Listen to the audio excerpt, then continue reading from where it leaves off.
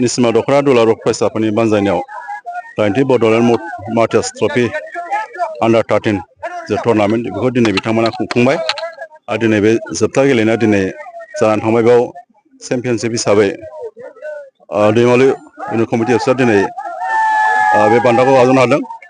लोगोसेनो runners up बान्थाखौ जावलिया देवान इउनिट कमिटि अफिसनिया दिनै मोननो हाबाय।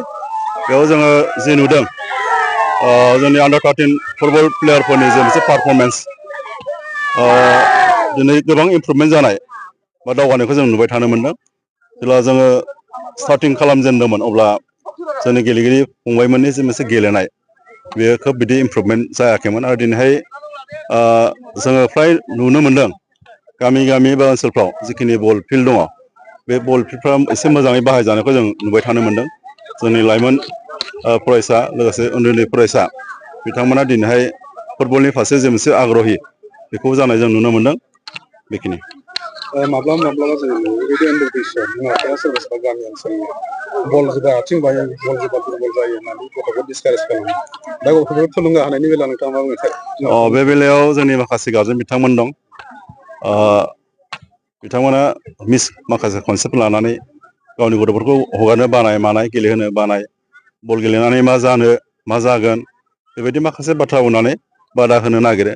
नाथाय आं दिनै बुंगोन फुटबल गेलेबा देहानि जेबो खथि जाया। आथिंबो बाया आखाइबो बाया। फुटबल गेलेनायनि गेजेरजों जोङो गाव गावनि देहाखौ गोख्रों खालामनायनि गेजेरजों फरायनाय बिथिङाव बिथांमोना देहा गोख्रों जायोबा फरायनाय बिथिङाव आवगायनो हायो आरो गेलेनायनि गेजेरजों जे मोनसे जिउ राहा दानाय बेखौ खालामना लानो हायो। जों गोबां एग्जाम्पल बर'फोरनि गेजेराव दिनैहाय नेसनेल लेभेल इन्टारनेसनेल लेभेलनि जे माखासे प्लेयारफोर जों दिनै दिहुननो हादों। दा बिथांमोनाबो गिदिर देरनानै गेलेयाखै। उन्दैनिफ्रायनो बिथांमोना प्रेक्टिस खालामदों।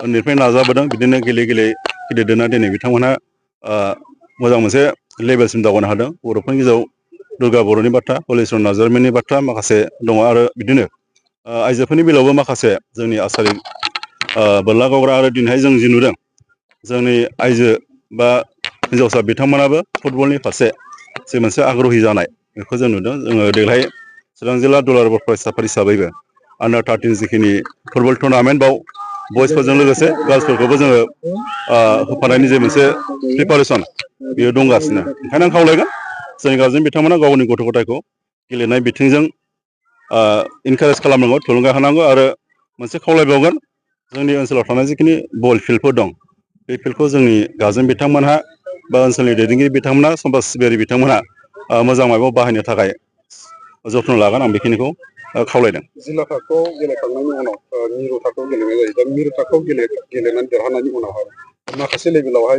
माने गथ'फोरखौ सेन्ट्रेलाव गेलेनानै माने द्रप थानायखौ जों नुनो मोनो। दा बेनि बेलायाव मा राहा लागोन?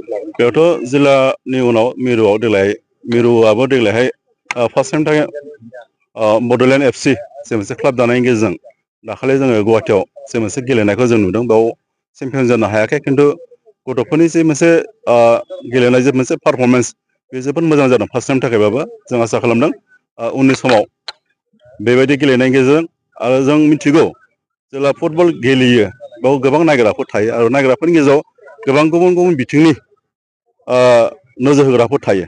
बाव जेब्ला फुटबल टुर्नामेन्टफोर जायो स्पर्ट्स डिपार्टमेन्टनिफ्राय गुबुन गुबुन एजेन्सिफ्रा फैनानै सोर माबायदि गेलेदों बेखौ बिथांमोना अबजार्भ खालामो आरो जायफोर मोजां गेलेयो बिथांमोनखौ सेलेक्ट खालामनानै गुबुन गुबुन क्लाबाव लांनायनि राहाफ्रा लायो होननानै जों मिथिगौ। ओंखायनो जास्ट गेलेनायल' नङा जाय गेलेगिरि बिथांमोन दं बिथांमोना मोजां गेलेनायखौ दिन्थिनानै बैबायदि माखासे स्कपखौबो लानो हायो आं बेखिनिखौ फोथायो।